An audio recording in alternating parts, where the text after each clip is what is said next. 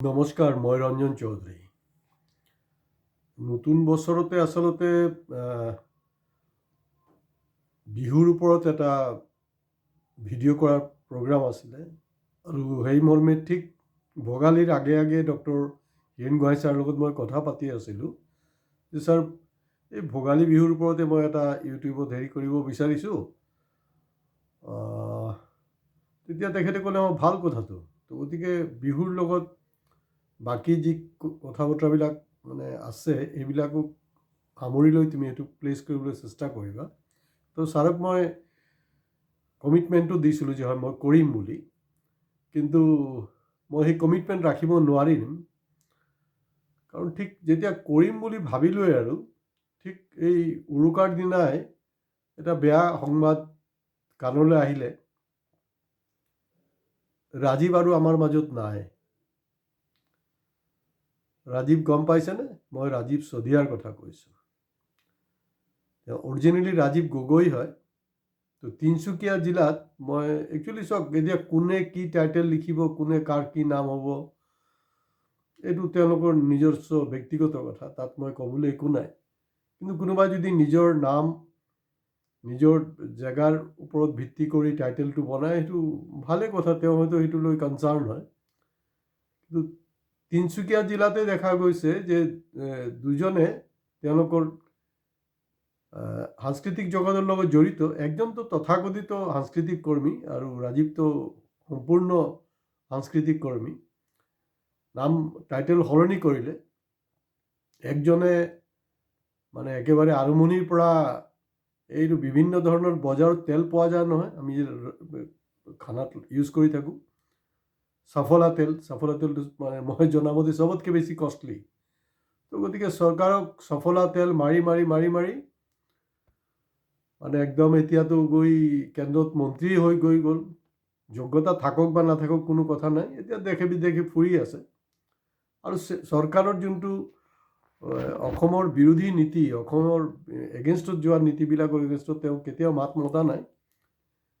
কিন্তু ৰাজীৱ চৌধিয়া, তেওঁৰ মই যিমানটো গান শুনিছোঁ দেই, মই সেইটো নকওঁ। এতিয়া দেখোন শুনিছোঁ যে ছ'চিয়েল মিডিয়া বিভিন্ন লিখা মেলাত যে ৰাজীৱক লগ পাইছিলোঁ, অমুক তমুক, মই ৰাজীৱৰ লগত লাষ্ট অমুকটো কথা হৈছে।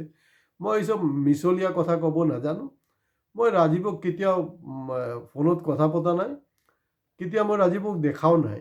মাজে সময়ত গানবিলাক মোৰ কাণত বাজি আছে এতিয়াও, যে মই এটা অনুভৱ কৰিছিলোঁ এই গানবিলাকত ক'ৰবাত না ক'ৰবাত এটা এইটো হয়তো মোৰ ধৃষ্টতা হ'ব পাৰে, মই সাংস্কৃতিক কৰ্মী নহয়, বিষ্ণু ৰাভাৰ লগত ক'ৰবাত যেন এটা কিবা এটা মিল, য'ত তেওঁৰ গান বা তেওঁলোকৰ বিভিন্ন কাৰ্যকলাপবিলাক একচুৱেলি চৰকাৰৰ যোনটো আমাৰ প্ৰতি যোনটো হেমাহি যে অপশাসন, তাৰ এগেইনষ্টতে তেওঁৰ হেৰি।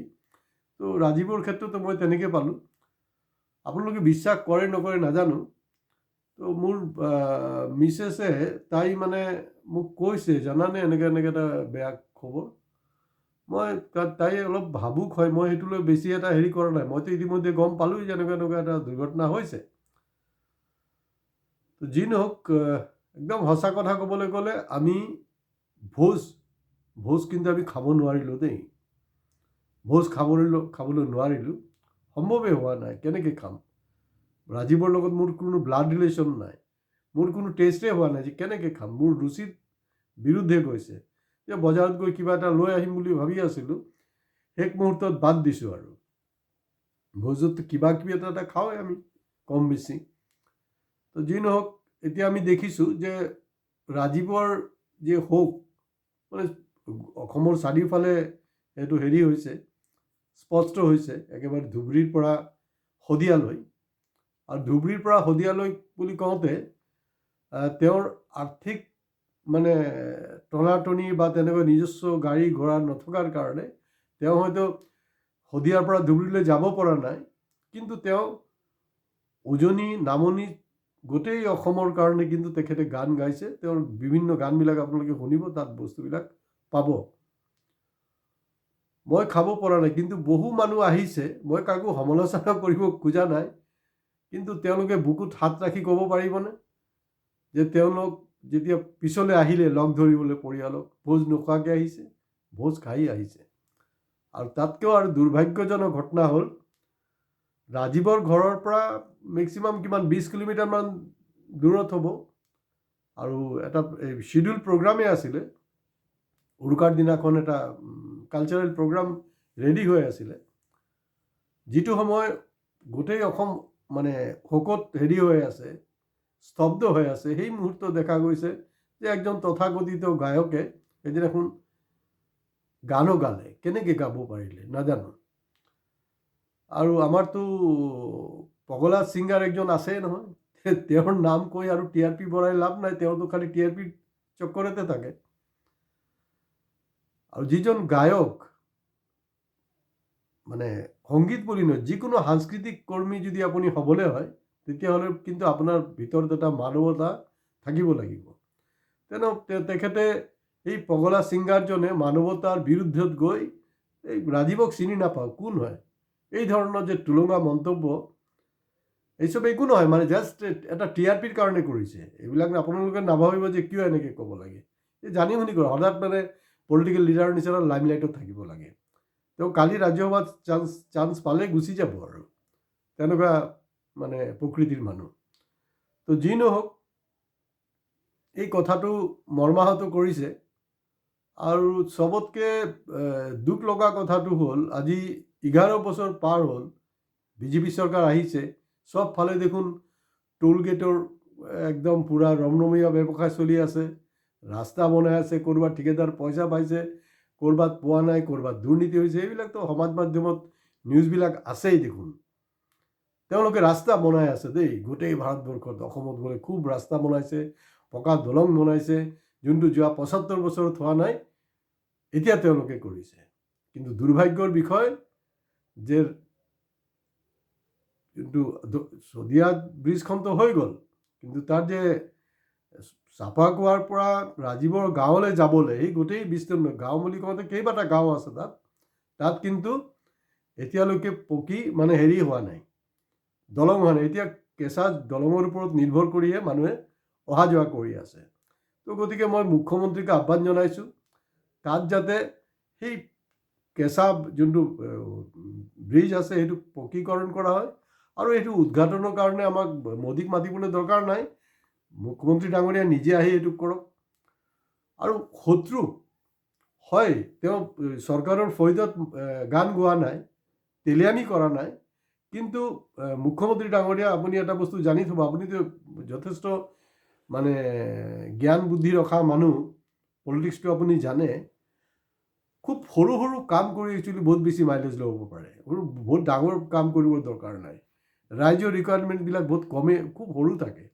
তো গতিকে এইখিনি আপুনি কৰিব পাৰে।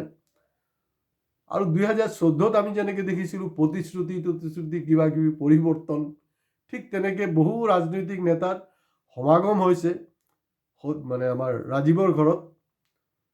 আৰু তেওঁলোকে বিভিন্ন ধৰণৰ প্ৰতিশ্ৰুতি দিছে, আশ্বাসন দিছে।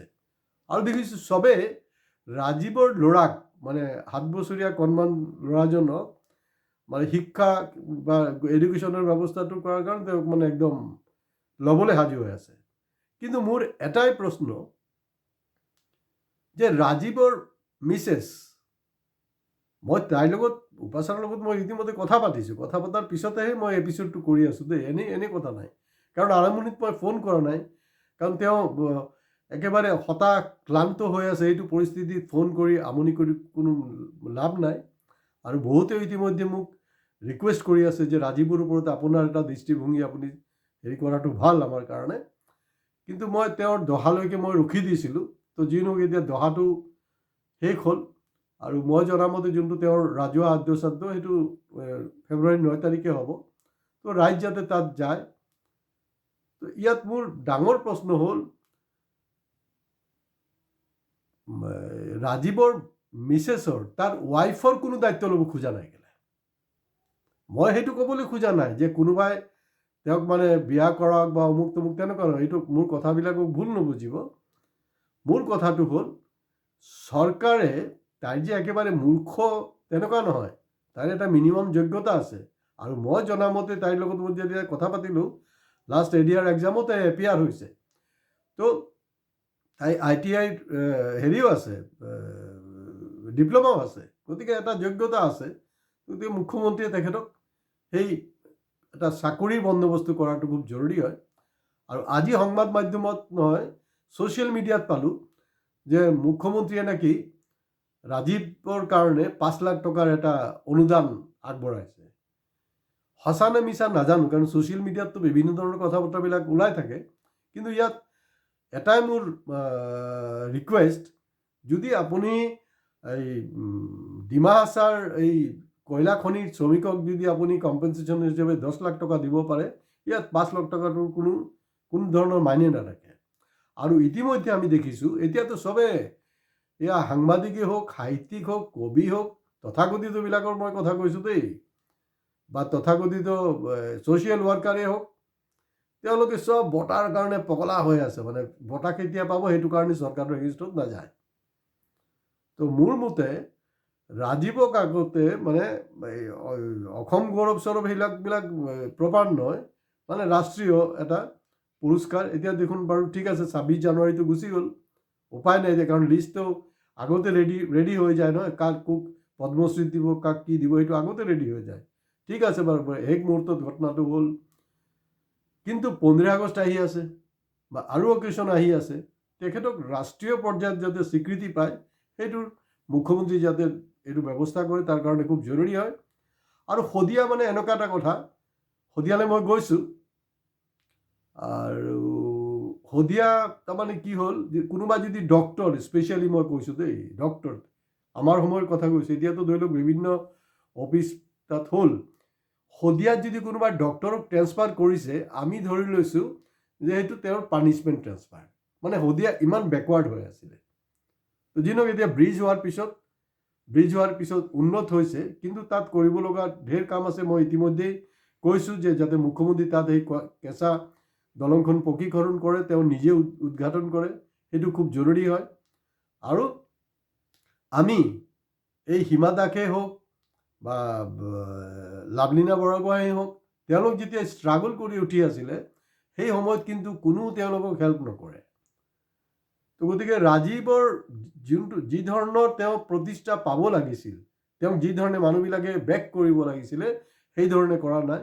গতিকে আমাৰ উচিত যে অসমৰ যি প্ৰতিভা আছে, যথেষ্ট প্ৰতিভা আছে, ৰাজীৱৰ প্ৰতিভা আছিলে, আৰু প্ৰতিভা থকা মানুহ আছে, সেই প্ৰতিভাখিনিক বিচাৰি ওলোৱা, তেওঁলোকক আমি আকৌ কেনেকৈ মানে ৰাষ্ট্ৰীয় মঞ্চলৈ আমি মানে পজিশ্যনলৈ ল'ব পাৰোঁ, তাৰ কাৰণে কিন্তু আগৰ পৰাই যত্ন ল'ব লাগিব। কাৰোবাৰ মৃত্যুৰ পিছত তেওঁক লৈ বহুত কিবা কিবি কৰি কোনো লাভ নাই। প্ৰতিভা চকুত পৰে, কিন্তু আমাৰ নপৰা নহয়, চকুত পৰিছে। যাৰে চকুত পৰিছে, যেনেকাই প্ৰতিভা আছে, যদি দেখিছে কাৰোবাৰ প্ৰতিভা আছে, সেই প্ৰতিভাটোক আৰু কেনেকৈ আৰু বেছি ষ্টাব্লিছ কৰিব পৰা যায়, সেইটো কিন্তু সমাজত প্ৰতিজন ৰাইজৰ দায়িত্ব। আৰু মই মুখ্যমন্ত্ৰী ডাঙৰীয়াক আকৌ এবাৰ ৰিকুৱেষ্ট কৰিম যে আপুনি এইটো পাহৰি যাওক, কাৰণ এটা কথাই আছে যে মৃত্যুৰ পিছত নাকি যোন নাকি শত্ৰু থাকে, তাকো মাফ কৰি দিয়ে। ইয়াত মাফ বা হেৰি কৰাৰ প্ৰশ্ন নহয়। যদিও তেওঁ মানে ৰাষ্ট্ৰৰ ছিষ্টেমৰ বিৰুদ্ধত তেওঁ গান চানবিলাক সৃষ্টি কৰিছিলে, আৰু তেওঁক যাতে প্ৰপাৰলি সন্মান দিয়ে, তাৰ কাৰণে যত্ন লোৱাৰ কাৰণে মই মাননীয় মুখ্যমন্ত্ৰী ডাঙৰীয়াক, শৰ্মা ডাঙৰীয়াক ৰিকুৱেষ্ট কৰিছোঁ। আজি ইমানতে সমাপ্ত কৰিলোঁ। নমস্কাৰ। কিন্তু আপোনালোকে আমাৰ চেনেল ছাবস্ক্ৰাইব কৰিবলৈ আৰু নাপাহৰিব, আৰু যাতে মানুহে বেছিকৈ ছাবস্ক্ৰাইব কৰে, আমি এইটো আশাৰে আজি ইয়াতে শেষ কৰিছোঁ। ধন্যবাদ।